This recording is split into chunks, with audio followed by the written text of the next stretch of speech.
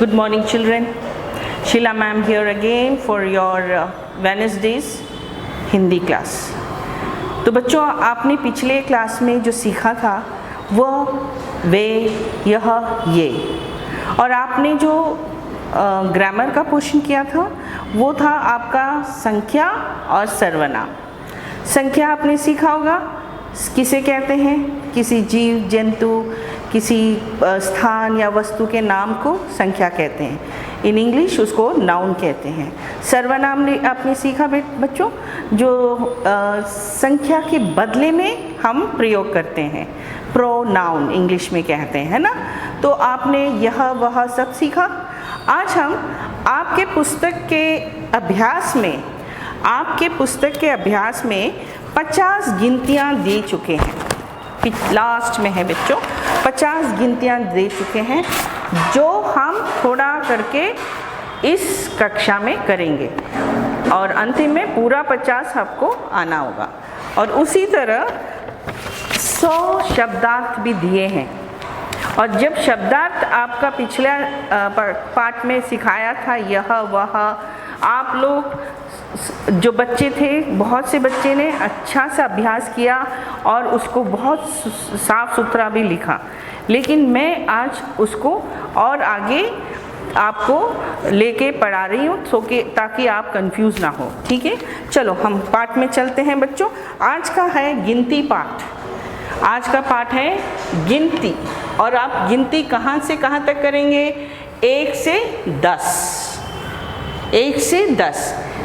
In English, you are learning in your KG sections numbers, and you are also learning in maths 4-digit numbers. लेकिन आपकी जो हिंदी में है, आप थोड़ा पीछे चलेंगे बच्चों। आज हम 1 से 10 करेंगे, ठीक है, क्योंकि ये हिंदी है। और आगे को हम क्लासवर्क और होमवर्क में आपको लिखना है, शब्द अर्थ लिखेंगे। ये बाद में मैं समझाऊंगी, पहले आप गिनती को देख लो बच्चों। अब गिनती इस प्रकार है बच्चों, देखो इंग्लिश में लिखा हुआ है 1, इसको इंग्लिश में ONE 1 कहते हैं। हिंदी में इन वर्ड्स, इन हिंदी में अक्षर के द्वारा आप जो लिखेंगे शब्द के द्वारा, वो इस प्रकार है। आपने स्वर और व्यंजन में मैंने करवा दिया है, कैसे आ से आहा तक लिखते हैं, उसमें ए आता है। व्यंजन का से त्र तक लिखा हुआ है, तो क इस तरह है, तो ए और क मिलके 1 हो गया।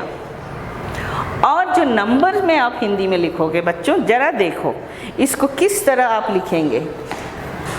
अब इसको आप यहाँ पर एक कोण करेंगे, देखो एक गोल हो गया, सीधा लाएंगे, फिर इसको इस तरह लाके इस तरह छोड़ देंगे।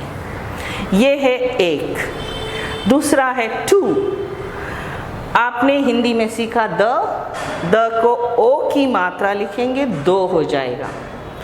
और 2 यहाँ का इंग्लिश का 2 है, लेकिन हिंदी का थोड़ा फर्क है बच्चों। उसको आप थोड़ा सा सी नीचे को लाएंगे और उसको एक पूंछ बनाएंगे, 2 हो गया। 3 त मात्रा, अक्षर लिखेंगे, बड़ी की मात्रा। यहाँ देखो मात्राओं की प्रयोग हो रही है। बड़ी की मात्रा ती हो गई, और न जो आप व्यंजन में सीखे 3। और 3 बहुत आसान है, 3 के रूप में लिखना है, लेकिन हिंदी में इसको और एक पूंछ आता है। देखो लिख के एक पूंछ खींचना है, 3 बन जाता है। 4 हिंदी में इसको 4 बोलते हैं बच्चों। च लिखेंगे, च के ऊपर आ की मात्रा, 4। और 4 को हम इस तरह लिखेंगे, हम उसको उल्टा लेके आके इस तरह, बंद नहीं होगा, इसको 4 कहते हैं, गोला नीचे है। 5 देखो बच्चों, हम इस तरह पा लिखेंगे, आ की मात्रा और अंग की मात्रा ऊपर आएगी।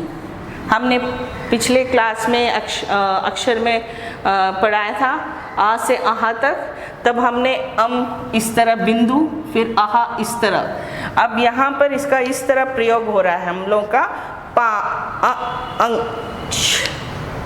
देखो ऊपर इस तरह की मात्रा लिखेंगे, बिंदु च 5, इसको हम इस तरह लिखेंगे, एक 6 की तरह आके उसकी एक पूंछ डंडी की तरह खींचेंगे, ये हो गया 5।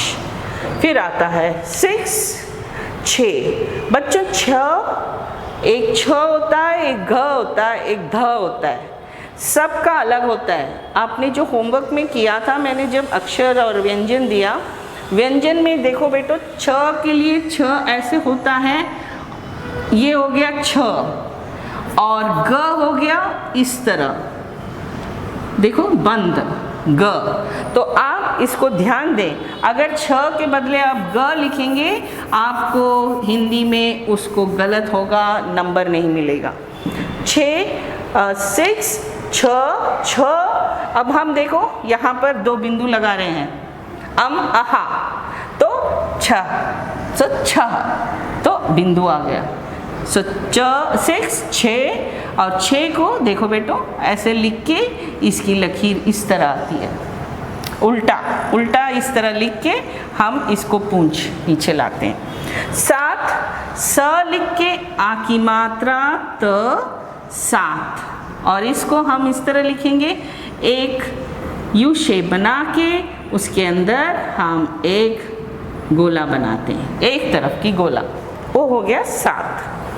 8 आ के ऊपर आ की मात्रा आ ट 8, और 8 को हम ऐसे बेटे बच्चों एक डंडी और उसके ऊपर एक ऐसे लिख के जाएंगे, एक छोटा सा अम्ब्रेला का डंडा का तरह, ठीक है।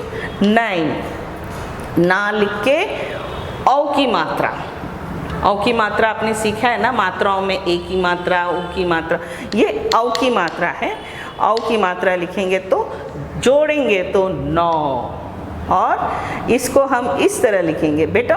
बच्चों यहाँ पर जो एक है इसका गोला आंख, इसकी जो आंख है इस तरह मुंडी के ऊपर होती है, लेकिन इस तरफ जब 9 लिखेंगे ये मुंडी ये आती है ऊपर, इस तरफ होती है इसकी, इसको इस तरफ लिखते हैं, देखा, इस तरफ उल्टा लिखेंगे तो ये 9 हो गई, लेकिन इसके लिए भी छोटा सा पूंछ है। फिर आता है 10, बड़ा आसान है बेटो बच्चों, द लिखेंगे स 10, और 10 को कैसे करेंगे, एक लगाएंगे और उसके साथ 0 शून्य को हिंदी में इंग्लिश में 0 बोलते हैं और हिंदी में 0, तो 1 और 0 10 हो गया। तो ये जो है आप सीखेंगे, और क्लास वर्क में 2 बार, in class work you will write twice, 2 times, okay, in class work you will write 2 times, in homework you will write 3 times, okay. So your homework and class work is this, you will learn this, because what आप लोगों ने जो मात्रा सीखा था वो यहाँ पर बड़ी आसानी से प्रयोग हो रहा है। आगे के पार्ट में हम एक वचन और बहुवचन ले जाएंगे। अब देखो बच्चों, आपने यह और वह सीखा था, तो यह और वह में जहाँ प्रयोग होना है वो बहुत बहुत बहुत इम्पॉर्टेंट है। आप लोग जब इंग्लिश शब्द बोलते हैं तब भी मिस्टेक होता है, दिस दैट किसको बोलना है, व्हेन आई यू कहना है, तो इसी तरह हिंदी में भी कहाँ क्या प्रयोग होना है आप लोग जानना चाहिए। अभी पार्ट 1 में हमने सीखा यह ये, पार्ट 2 में वह वे, तो ये कब यूज़ करते हैं आज मैं आपको बताती हूँ, लेकिन इसके शब्द और अंग्रेज़ी में अर्थ भी आप लोग समझ लो। यह हमने सीखा, यह जब हम एक पर्सन को यूज़ करते हैं, दैट इज़ 1 पर्सन। जब हम बोलते हैं like in English, this is his book, ठीक है ना, दिस बुक इज़ माइन, तो 1 person 1 book. When I say 2 books then it becomes these, ये 2 pen, I showed you last time, when we use more than 1 then we use a, and it is called in English these. So you must know when to use in Hindi यह और ये। यह मेरा पुस्तक है, ये उसका पुस्तक है। और जब पुस्तक भी, when I teach you singular and plural, that is in Hindi, एक वचन और बहुवचन इन द नेक्स्ट क्लास, ठीक है। सो यह को हम this, he, she, it. Now this can be used, it can be used for things, non-living things. You can use for animals also. This cat is white. It has a long tail. So we use it. Now it becomes a sarvanam. Okay? It becomes a sarvanam. So now यह उसकी पूंछ है, यह सफ़ेद बिल्ली है, यह लंबी पूंछ वाली है। तो यहाँ पर भी ये भी बोल सकते हैं, यह भी we use for the animals and non-living things, ठीक है। ये को this, he, she, it हमने कल पहला पार्ट में पढ़ चुके हैं ना बच्चों, कि यह मेरा कलम है, यह उसका घर है। तो ये जो है, you very clearly, यह means this, he, she, it. So when you come for the test and exams, you must not get confused. ये we use only for plural. Plural माने अनेक, बहुवचन, जो अगले पार्ट में पढ़ाया जाएगा. So these means many, okay, more than once. Same way वह, for वह also he, she, it. When it is in a distance, we use वह.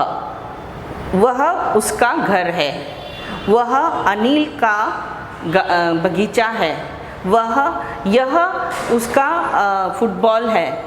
So we use for distance, okay. Then way, now way also is plural, but वह and way we use for that is his house, this is for यह, that is for वह and way, okay. Next is may. May is very simple, which you will not learn in the part 3, which you will be learning in part 3 and part 4. So I am just giving you now the intro. May means I.